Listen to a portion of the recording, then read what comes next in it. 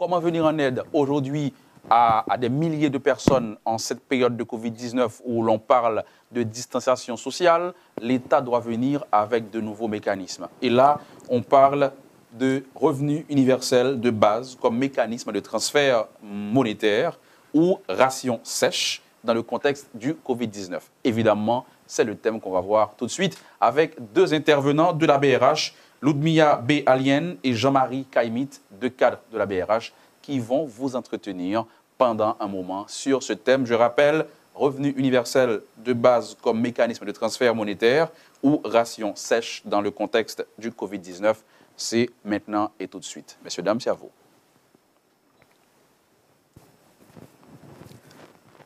Okay, merci Garo. Alors, tout d'abord, je tiens à remercier le conseil d'administration de la BRH qui a facilité donc, cet événement. Et je tiens à saluer ma collaboratrice Ludmilla Alien qui a préparé cette présentation avec moi, votre serviteur Jean-Marie Kaimit. Et je tiens aussi à saluer les organisateurs pour donc ce travail combien important pour la communauté nationale. Et comme Garo vient de le dire, donc le sujet que nous allons présenter concerne le revenu universel de base comme mécanisme d'allocation monétaire ou ration sèche dans le contexte de la pandémie Covid-19. Alors cette présentation donc, se fera donc, en plusieurs points. Dans un premier temps, nous allons faire la mise en contexte qui va expliquer pourquoi l'apparition du concept revenu universel des bases en pleine crise de Covid-19 et donc les raisons généralement pour donc, lesquelles on vient avec ce concept qui est la situation de la pauvreté et les réponses généralement qu'on donne à travers des mécanismes de transfert monétaire ou ration sèche et enfin expliquer donc, les raisons ou bien donc, les conditions dans lesquelles ces types de transferts monétaires ou ration sèche se réalisent à travers une analyse de simulation. Et comme vous l'avez constaté, donc à travers les différentes présentations que vous avez eu l'occasion de suivre, la propagation du Covid-19 a entraîné des conséquences néfastes et sans précédent, tant pour les pays en développement que pour les pays développés. Le double choc d'offres et de demandes exceptionnellement provoqué par cette crise sanitaire rend encore plus difficile les capacités de réponse des gouvernements, contrairement aux autres types de crises qu'a connues l'économie mondiale, comme la crise de 1929, la crise subprime de 2008. Les conséquences de cette crise, qui est à la fois sanitaire et économique, seront plus désastreuses pour les économies qui ont déjà connu des situations difficiles comme Haïti. Les premières estimations réalisées par le Fonds monétaire international ont déjà annoncé la couleur. Pour l'économie mondiale, donc, on doit s'attendre à une baisse de 3%. L'économie américaine, moins 6%, qui est l'une de nos principales partenaires commerciaux. Les pays de l'Amérique latine et les Caraïbes, moins 5%, sauf les pays émergents et en développement de l'Asie, seraient épargnés d'après les premiers résultats. Haïti est sur le point de subir cette choc à la fois sur le plan interne, parce que nous avons déjà enregistré plusieurs cas, près de 76 d'après les dernières statistiques, et donc l'arrêt forcé de certaines activités alors que le pays venait de franchir une zone de turbulence provoquée par des crises socio-économiques et politiques et qui a entraîné une baisse de croissance de moins 1,2% pour l'exercice de 2019. Externe, à cause de la situation difficile chez nos principaux partenaires commerciaux. À cause de cette situation sans précédent, plusieurs pays à travers le monde ont réfléchi donc sur le revenu universel de base comme modèle de transfert monétaire pour aider les ménages laissés sans revenus à faire face à cette situation à cause des pertes d'emploi, le forcément de confinement et l'arrêt des activités. C'est quoi le revenu universel de base? Je dois vous dire qu'il n'y a pas une définition unique du revenu de base. Des fois, on parle de revenu d'existence, de revenu de base, revenu universel d'urgence, allocation universelle, revenu de solidarité. Mais il y a une définition qu'on peut considérer la plus générale, c'est qu'il s'agit d'une allocation régulière en espèces versée à l'ensemble des membres d'une population sans condition. De façon stricte, on peut dire que le revenu universel de base est à la fois universel, individuel et inconditionnel. Universel parce que tous les membres le reçoivent, sans aucune condition en ce qui concerne leur niveau de revenu ou leurs conditions socio-économiques et politiques. Individuel, il est versé à chaque membre d'un foyer sans aucune considération sur les revenus des autres membres. Il est inconditionnel parce qu'il n'y a aucune contrainte suite à cette allocation en termes de contrepartie, contrairement à certains programmes initiés dans certains pays, comme Bolsa Familia au Brésil, qui est basé sur des conditions pour que donc, les familles envoient leurs enfants à l'école, se faire soigner, etc. Pour les défenseurs, le revenu universel de base est un instrument de lutte contre la pauvreté et les inégalités. Un moyen pour rendre plus efficientes les dépenses liées aux programmes sociaux. Par contre, pour les opposants, ils voient dans le revenu universel de base comme une situation qui implique des sommes considérables financées généralement par la dette publique ou des coupes budgétaires dans d'autres types de dépenses. Une allocation non ciblée aux groupes non nécessiteux. Dans sa conception originelle, il est différent généralement des programmes sociaux qui font des transferts monétaires ou rations sèches en faveur des couches défavorisées comme réponse à la situation de pauvreté.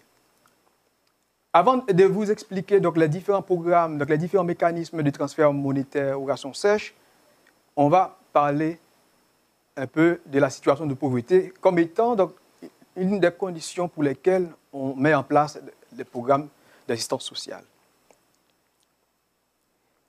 En Haïti,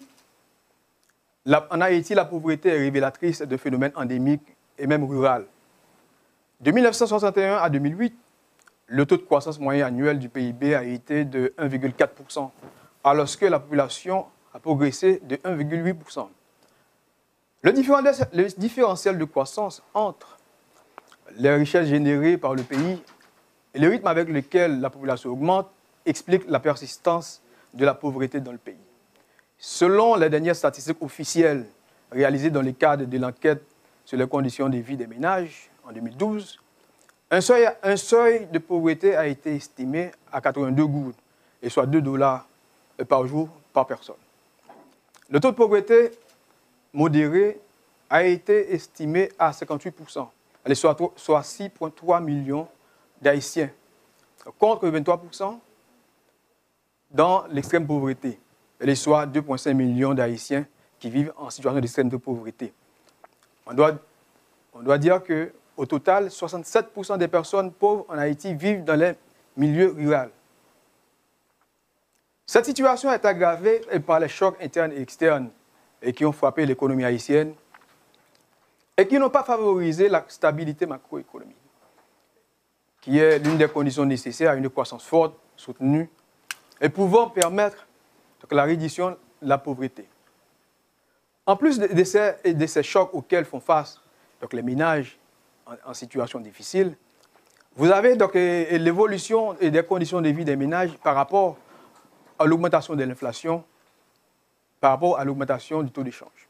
Et sur les dernières années, d'après ce graphique, on verra l'augmentation du rythme de croissance de l'inflation et l'augmentation du rythme du taux de croissance également des produits alimentaires. Or, la majorité des ménages, comme les revenus sont faibles, lorsque l'inflation augmente, les premières victimes ce sont les ménages. parce que donc, une bonne partie de leurs revenus sont consacrés à la consommation. Maintenant, quel type de réponse généralement apporter à cette situation? Pour vous expliquer, pour vous donner une idée claire par rapport à l'ensemble des programmes qu'on met en place et donc les stratégies réalisées en termes de transfert monétaire ou ration alimentaire, donc je passe la parole à ma collaboratrice, Madame Alien. Merci, Jean-Marie. Effectivement, on est en plein dans la crise de COVID-19. C'est une crise parce que non seulement elle est sanitaire, elle est également humanitaire. Donc, par rapport à cela, les réponses généralement apportées sont soit les transferts monétaires, soit les rations sèches. Donc, ça veut dire rations sèches. Rations sèches, c'est justement son bail qui est poco cuite. Donc, c'est ça nous relève généralement distribution de kits alimentaires, food kits. Transfert monétaire en lui-même, c'est exactement ça, c'est transfert cob que vous bail moun yo. Mais qui ça moun yo remarqué généralement? Généralement, nous faisons pile et recensement en Afrique, en Amérique latine, parce que il y a pile côté qui fait ça effectivement, il y a une crise. Vous remarquez qu'il y a deux impacts transfert monétaire, il y a un moun nan cob. Si nous avons un marché, si nous avons un marché là, tout à fait nous pareil, nous avons des oranges, nous avons des fruits, nous avons des pommes, nous avons tout bagay, automatiquement, nous avons des cob là, il a l'acheter. Depuis il a acheté, pas gain assez pour tout le monde, ça passe prix en monter. L'autre impact qui gagne encore, pas de problème. Vous avez un cob là, il va l'acheter, pas gain impact. Dans ce moment là, pas gain, les pays ça a importer, ça aurait intégré dans le marché mondial là, donc finalement ça fait mon juste rester l'importer et ça va un impact sur l'importation. Mais dans le cas pas nous parce que nous connaissons que transfert monétaire avec ration sèche c'est un bagage qui est nouveau pour nous. Je dis on a exploré pour que ça parce que il y a un programme qui fait de 2010 à 2017. Il y a un qui échoué après 2010 particulièrement, parce qu'il n'y a pas de prendre en considération l'habitude alimentaire. Donc, disons que nous avons aider nous vraiment, ils sont rentrés, ils sont venus avec un pile et pour nous manger. Mais il y a un pile de la population, surtout la population en province, qui est très attachée à la culture, qui est très attachée à la manger. Yo même yo pas vraiment bien recevoir. Donc par conséquent yo vinn ouais que gon manque de synchronisation donc yo vinn changer plus ou moins programme yo. Mais 2010 pas fini à 2010 nous tout comme ça. Donc impact là est continué de perdurer. C'est ça qui fait que de 2010 à 2017, il y a un pile programme qui voit le jour. Donc un pile programme d'accompagnement, nous gagnons quelques plus de recensés en 2017 que nous gagnons en tout 22 programmes en tout, particulièrement après cyclone Mathieu qui a fait un pile ravage, particulièrement dans la zone Gredas. Nous avons un programme ration sèche, nous avons un programme transfert alimentaire. Le programme ration sèche que nous avons particulièrement, c'est panier solidarité. Quand on a parlé de l'impact sur la production, impact sur l'inflation, impact sur le prix, nous avons parlé de deux impacts vraiment. Nous avons parlé du fait que le pays a obligé d'importer plus parce qu'il n'a pas gagné dans le pays. Nous avons parlé du fait qu'effectivement, le monde a arrêté puisque les gagne déjà, mais il n'est pas disponible rapide, donc le prix tout le bagage est monté. L'impact secteur agricole en Haïti, il a peut-être un petit peu augmenté par rapport au fait que même si il y a des formes de modernisation qui sont faites dans le secteur agricole actuellement, nous avons un petit peu en retard par rapport à ça. Donc, depuis 2012, ça a été fait par exemple, il a montré que nous avons pile barrage que nous avons manqué toujours. Nous avons manqué des accompagnements, nous avons manqué des intrants qui permettent que la production agricole nous en réponde. Et effectivement, après choc 2016, par rapport à Mathieu, ça qui vient arriver, nous avons le dernier chiffre qui est en bas, si possible, dans la présentation. La production a baissé énormément parce que Mathieu est arrivé en octobre 2016 pour le premier mois de l'exercice fiscal, nous, en 2017. Donc, il a créé un gros choc dans la production, effectivement. Et parallèlement, pour nous répondre à tout problème que nous avons gagné, nous sommes obligés d'importer. Parce que la production, nous pas de répondre déjà. L'autre risque qui est associé effectivement à transfert monétaire là encore, c'est volatilité des prix. Volatilité des prix, ça veut dire, et nous fait parler du fait que dans le marché là, qu'on y a là, tout le bagage est disponible, mais prix augmenté. Quand les prix augmenté, pour avoir un effet pour dire que bon, peut-être que le COP n'est pas disponible, et il n'est pas assez, ou bien ça n'est pas vraiment bien évalué. Mais justement, c'est prix augmenté qu'il faut gagner impression ça. Donc par rapport à ça, quand ça vient arriver, si on a un cas, côté pas grand l'inflation, tant qu'en 2010, nous ne pouvons pas dire que ça va pas de problème. Effectivement, parce qu'en 2010, le choc 2012 janvier est arrivé, Je remarque que n'oubliez que le prix a baissé. Il y a un choc positif, même internationalement, tout le prix a baissé. Nous devons gagner et tout nous a baissé, tout nous a baissé, que l'inflation qu'elle change. Donc, par conséquent, le vin gain un déficit qui vient créer par rapport avec tout problème. Ça, demande additionnelle n'a pas de problème. Les gens qui devient gagner comme pas vraiment de problème. Et en plus de ça, nous devons gagner en pile aide. Tout le monde est à l'échec. Moi, mes expressions ça que utiliser en pile dans la radio pour dire que tout le monde est là pour accompagner nous, qui fait que le choc là est absorbé effectivement en 2010. Mais là, on regarde après, par exemple, après, avec 2016, etc., nous voyons que toute l'autre aide qui vient, même en 2010, il y a un petit effet pervers, pas tout. Parce qu'en 2010, il y a un problème qui est gagné, c'est que, nous dit que vous avez des kits alimentaires, vous avez manger, vous avez un paquet de bain, effectivement. Mais le problème qui vient gagner avec ça, c'est que les gens, il y a de grossistes, par exemple, qui partent côté pour camper parce que même ils ont des la caillou, même ils n'ont pas de connaître pour acheter la caillou.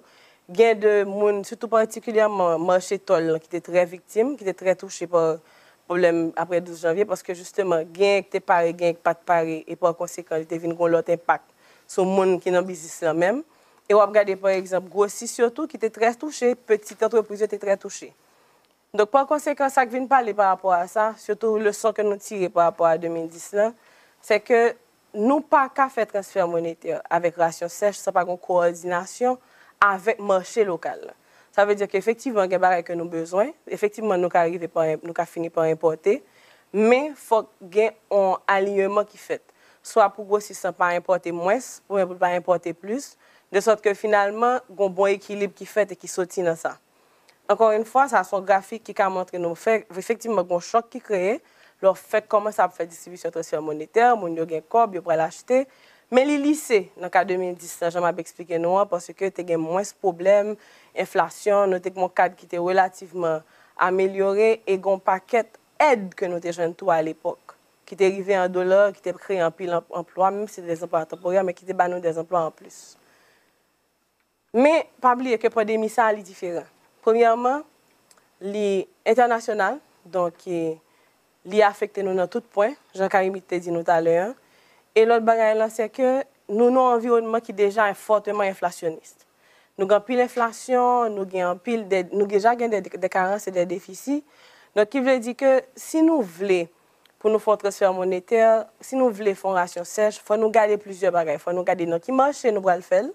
Si c'est dans la zone urbaine ou bien dans la zone rurale, et même dans la zone provinciale, il y a une zone qui est plus urbaine que l'autre, qui est bonne à faire. Il faut que nous gardions tout.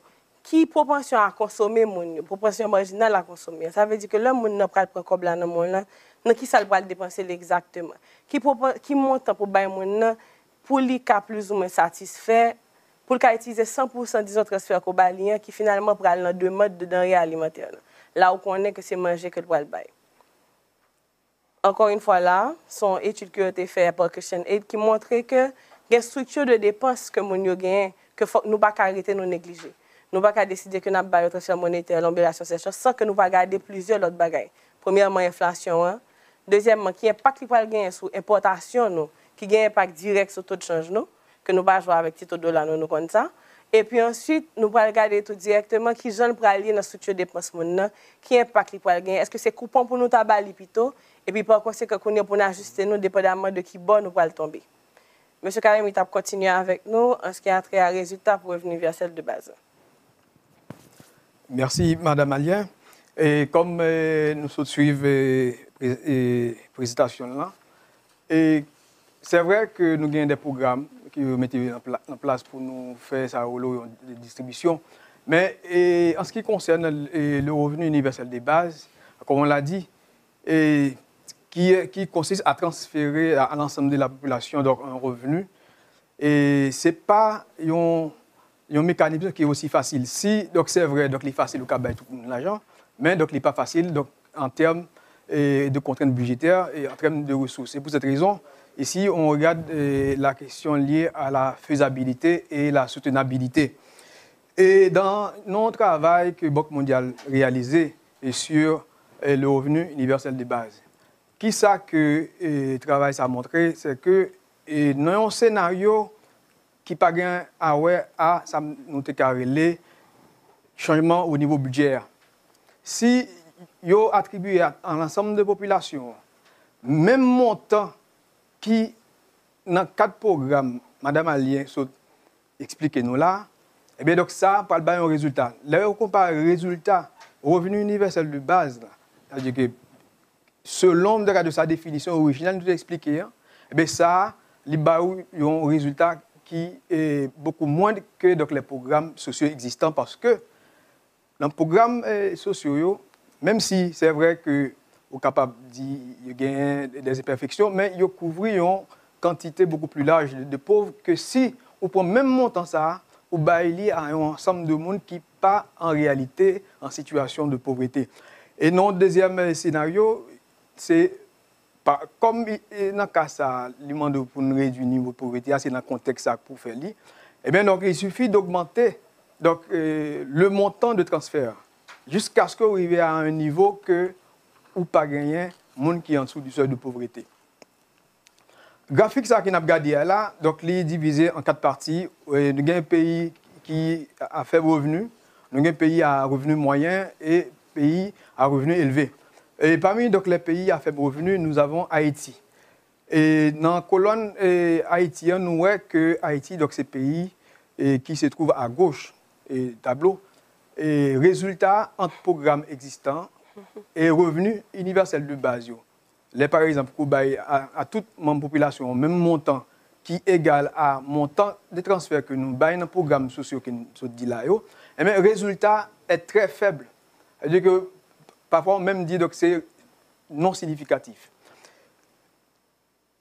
Et le graphique, ça il montrait que c'est vrai, comme on l'a dit tout à l'heure, les résultats sont très faibles, mais Haïti fait partie des pays côté que, en termes de performance, donc, est mieux placé que les autres pays, par le fait que donc, 30% des bénéfices ou bien des avantages attribués à 10% des plus pauvres. Donc ça donne un résultat qui est beaucoup plus important que le programme que nous gagnons en place. Ça, c'est le résultat donc, sur les inégalités. Donc ça montre que le résultat est complètement nul, donc pas vraiment de gros changements. Ça, c'est le deuxième scénario. Dans ce scénario, ça, qui ça nous fait? C'est-à-dire que acteurs ont augmenté progressivement le revenu universel de base jusqu'à ce qu'on arrive à un seuil. Il y a 3 cas, un cas côté que donc c'est le cas de base de cette cité-là, côté que on à tout le monde même montant qui était dans le programme avant. Et il y a un deuxième cas côté que c'est seuil relatif qu'on utilise, qui permettent de regarder qui distance un monde qui peut gagner par rapport à seuil de pauvreté. C'est-à-dire que si par exemple nous appliquons ce montant par rapport à ça, à ce moment, donc, le résultat a montré que donc, le coût en termes de pourcentage du PIB dépasse 10%. Donc, soit donc, plus de 60 milliards de gouttes. Si on prend en compte le PIB en 2018. Et le scénario montrait que pour éradiquer complètement la pauvreté dans le pays, pour ne pas être pauvre, et selon donc, seuil de pauvreté, eh bien, donc, il faut consentir en dépenses qui c'est 284 milliards de gouttes, et soit 45% du PIB. Donc, ce qui montre vraiment que le résultat en termes de revenu universel de base par rapport à coût ça a coûté, donc il n'est pas facile pour entrer là-dedans, les gens que le résultat montre. C'est-à-dire que même si aujourd'hui, nous avons dit que nous avons éradiqué complètement la pauvreté, mais nous ne pouvons pas faire parce que il n'est pas budgétairement soutenable. 284 milliards, donc ça dépasse nettement le budget national, donc c'est difficile. Et donc, comme nous montré nous, dans ce premier scénario, pas de résultat, mais le résultat a montré que quand même, c'est mieux que le programme qui vient qu'on y a, c'est mieux que le programme basé sur le revenu universel de base. Alors, pour nous montrer aussi, pour nous d'éradiquer toute pauvreté, éliminer la pauvreté complètement, selon le seuil de pauvreté normatif qui est établi. faut consenti, donc on dépend de près de 45% du PIB. Et il y a un résultat, alternativement, donc il est toujours bon. Si par exemple nous voulons utiliser le revenu universel de base, c'est même genre, un ensemble de programmes faits. Donc, il y a un groupe de monde qui est ciblé. Et puis, nous dit que bon, c'est eux-mêmes qui gagnent et droit à type de programme. Parce que les contraintes budgétaires que nous gagnons ne pas permettre que nous entrions dans nos revenus universels de base, comme l'ont fait les États-Unis, le Chili, l'Espagne et les autres pays, qui ont un niveau de développement économique beaucoup plus avancé qu'Haïti. À la place, comme on l'a dit, à la place d'un revenu universel de base tel qu'il a été prévu dans le cadre originellement, il y a une allocation monétaire ciblée des plus envisageables, comme l'Éthiopie, Rwanda. Et dans le cas haïtien, donc, les plus soutenables, par exemple, par rapport à l'ensemble des programmes que nous gagnons actuellement.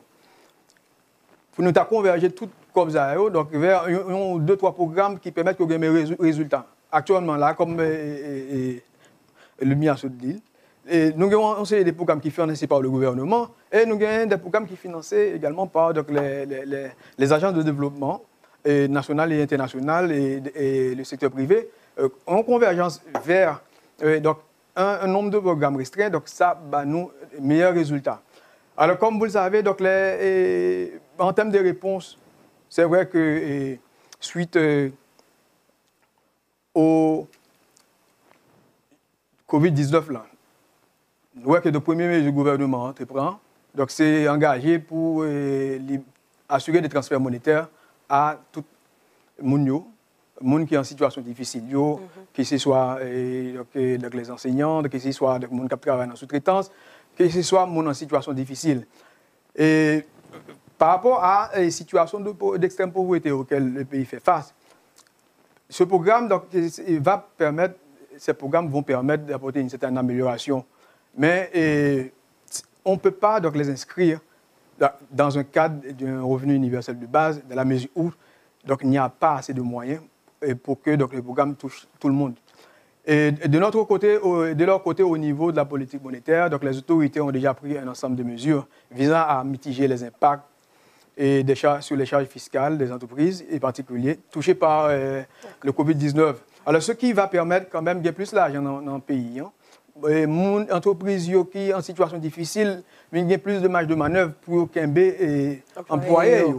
Et donc, sans ce type de réponse, c'est sera difficile. Et c'est vrai, donc le contexte paraît difficile parce que donc, les pays associés n'ont période d'instabilité, mais donc, ça permet que nous gagnons les premiers résultats qui baillent. Par exemple, dans la négociation qui gagne avec FMIO, donc l'autorité va chercher meilleure stratégie pour être capable de poursuivre les réponses qui sont nécessaires par rapport au choc. Mais donc, en termes de couverture de la population, donc ça va dépendre des contraintes liées aux ressources financières de l'État. Merci.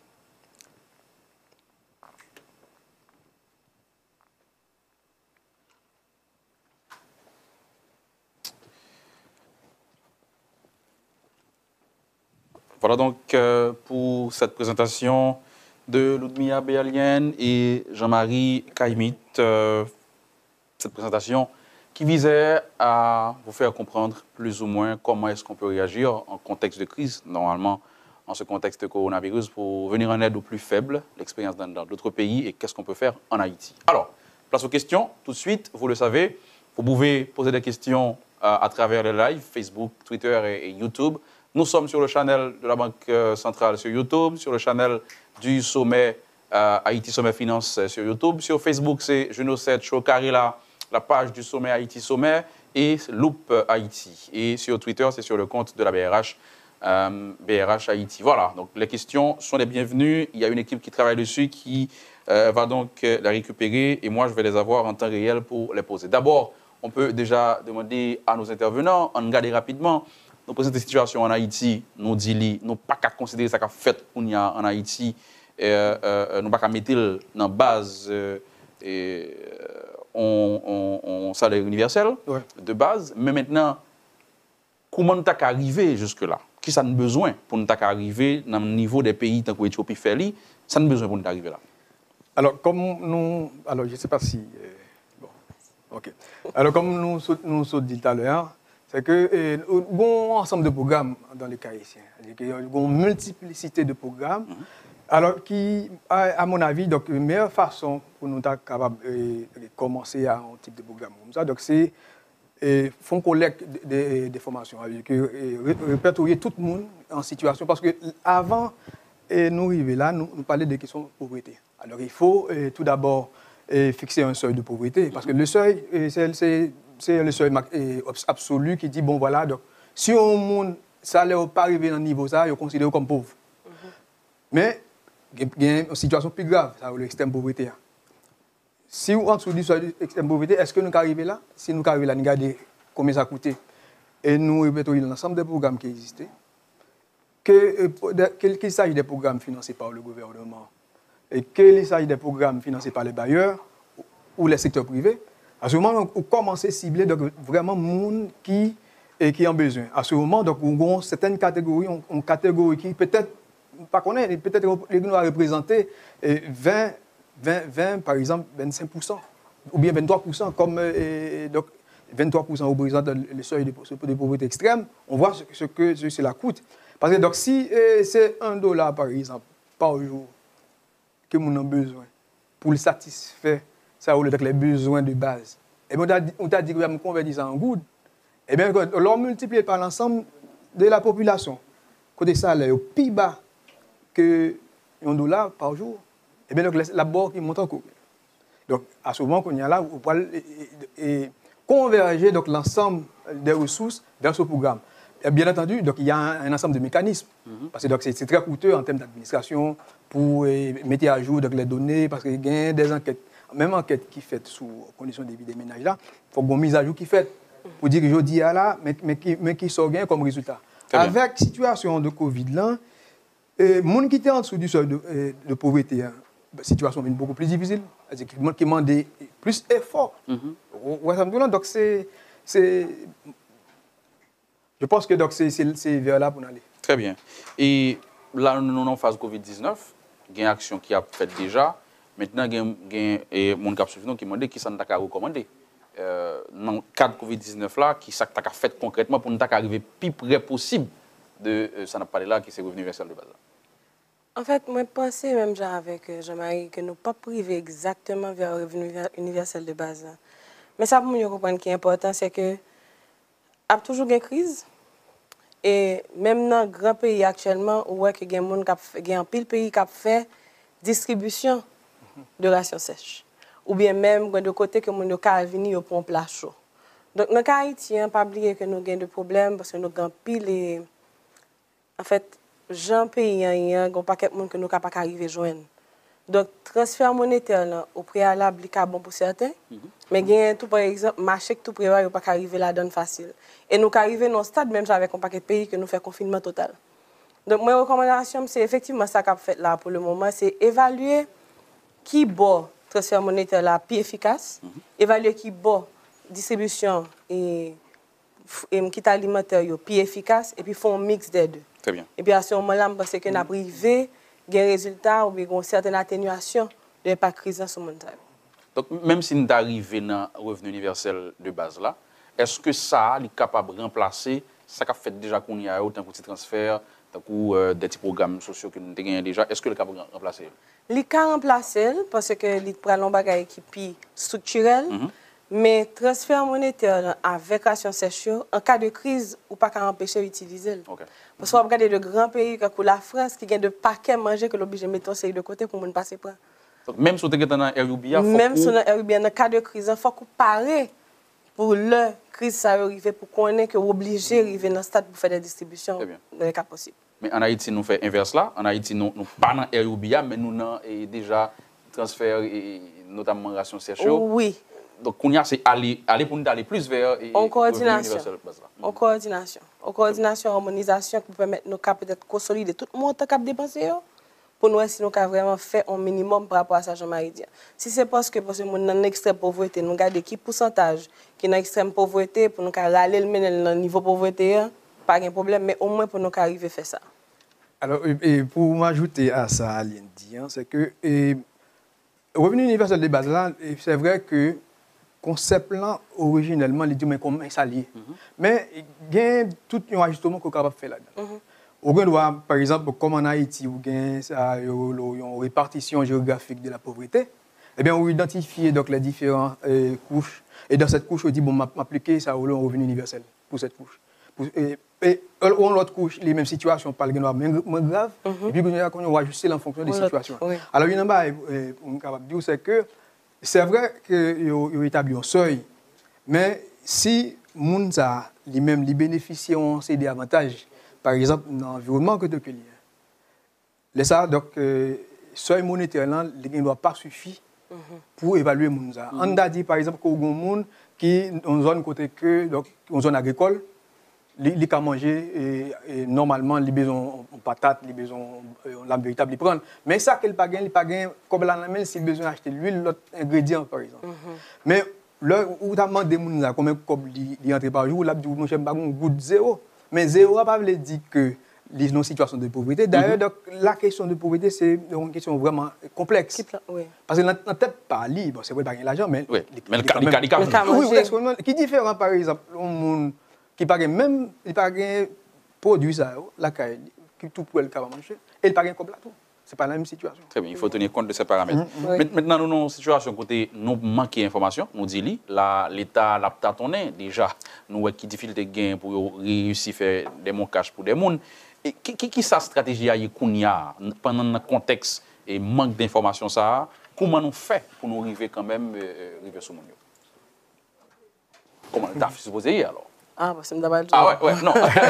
Comment on supposé y? Alors, moi, j'ai ces questions internet là qui dit même à le direct qui demande ça nous fait. Mais je connais que ça nous fait donc comment on supposé faire? Oui, mais en fait, moi je pense que contrairement à ça, un peu monde pensé et utilisation, justement, on a parlé de fintech, utilisation de mon cash là, et même répertoire digital, là, c'est qui est très important. Hein, parce que il y a des enquêtes que moi connais faites grâce à seulement facilité pour vérifier exactement côté mon par GPS.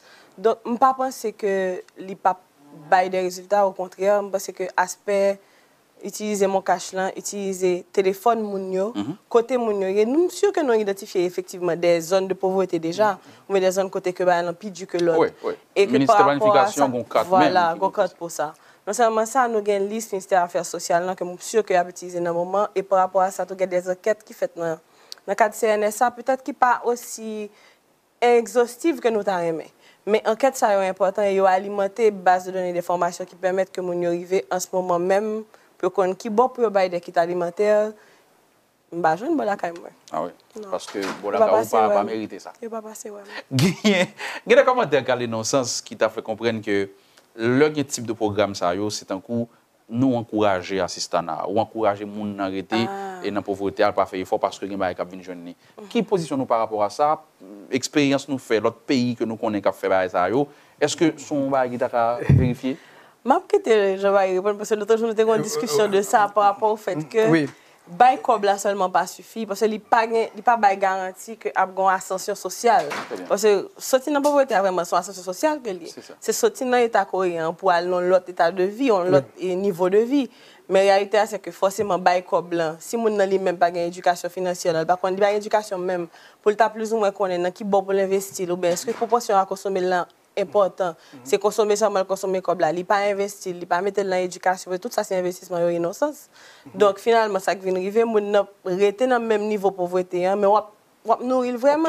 Mais cependant, ça va dépendre de qui Jean a dit, qui Jean ou définit assistance qu'on va là. Très bien. Oui, alors pour m'ajouter, d'ailleurs c'est un argument monde qui compte revenu universel de base. Parce que ça, il crée... Parce qu'il y a une marque, c'est que les gens qui viennent encore pour dire, mon cher, ou bien encore retirer dans la pauvreté. Est-ce que ça encourage le travail? Donc, l'idée, c'est que, oui, l'idée n'a pas encouragé le travail. Mais question posée, est-ce qu'il y a un travail? Dans le moment où on parle, pour dire que les balles créent assistants. Parallèlement à l'ensemble de programmes, l'ensemble de transferts, ça, on est capable de faire dans le cadre de revenus de base, là, Donc, parallèlement, il faut un renforcement du système productif. D'ailleurs, dans la réflexion que nous faisons avec le MIA, c'est que lorsque, par exemple, vous réalisez des transferts monétaires ou à son sèche, eh bien, donc, on apprend un transfert monétaire, par exemple. Là, on n'a pas encore là. Il faut que, parallèlement, il est capable de des produits locaux, par exemple, l'acheter. Sinon, donc, vous ne pouvez pas l'importer avec, il peut acheter des produits importés et qui peut le faire augmenter la quantité de dollars que vous avez besoin pour acheter. Donc, il y a une pression sur le marché d'échange. Finalement, à un certain moment, là que vous dites, mon cher, vous avez une quantité d'argent qui permet que le gros saut qu'il fait. Mais, quelques temps après, eh bien, ouais, on a trouvé que le seuil de pauvreté est beaucoup plus haut. Parce que le coût de la vie a augmenté. Et bien, on a tourné en situation de pauvreté. C'est son système qui n'est pas si facile comme ça. Il demandait pour nous prendre en compte un ensemble de mesures d'accompagnement pour que ça qu'on en termes d'aide financière là, pour permettre que les services système productif. On prend par exemple le secteur agricole. Par exemple, un qui est en situation difficile. Vous imaginez un agriculteur, la vie en situation de pauvreté. Vous avez dit, bon, il y a une possibilité pour aider lui, c'est d'abattre des intrants. L'offre d'intrants, c'est-à-dire que là, ça va augmenter le revenu, puisque lui-même, il a une entreprise agricole. Là, il va augmenter le revenu, donc là, il n'a pas même besoin de l'argent. Donc, c'est ça. Et il peut augmenter la production nationale. Là, donc, ça permet que, parallèlement, faire distribution à d'autres mondes dans d'autres localités en situation de pauvreté à travers sa valorisation séchante. Donc, il faut que je sois tout levier pour pas pendant accorder un côté, pour pas décoller. Oui, donc c'est ça. Très bien. Eh bien, Jean-Marie Kaimit, Ludmilla B. Alien, c'est un plaisir pour nous de gagner aujourd'hui. Monsieur qui toujours auditeur parce que je suis toujours sur radio. Internaute, nous comprendre que c'était un débat qui était très intéressant parce que nous avons un contexte côté des gens qui ont besoin d'assistance et nous avons regardé qui est meilleure façon pour nous arriver jeunes. C'est dans le cadre de la 5e édition Sommet FinTech là. Nous avons mélangé la technologie pour nous mettre la service finance là. C'est ça que nous avons fait aujourd'hui. Restez avec nous. Journée très longue, très chargée et très belle tout. Nous avons tourné tout à l'heure.